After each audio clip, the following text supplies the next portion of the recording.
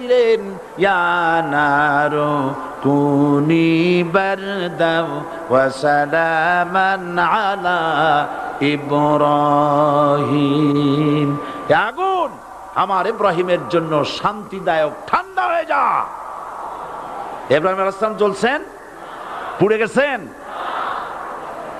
নমরুদ তার প্রাসাদের ছাদে বসে ইব্রাহিম আলাইহিস সালামের পোড়া দৃশ্য দেখে আনন্দ করবে, আগুনের দিকে তাকায় দেখে ইব্রাহিম আরামে বসে আছেন।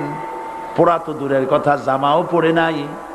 ও ডাক দিয়া বলে, রে আগুন, গোটা জাতি নিয়ে তোর পূজা করলাম, আমার দুশমন কেন জ্বালাইতে পারিস না? তোর জ্বালানো শক্তি কি নষ্ট হয়ে গেছে নাকি? আগুনের ভিতর থেকে আওয়াজ বেরিয়ে এলো, নমরুদ, আমার ভিতরে দাহ্য শক্তি, জ্বালানো শক্তি আছে কি নাই যদি প্রমাণ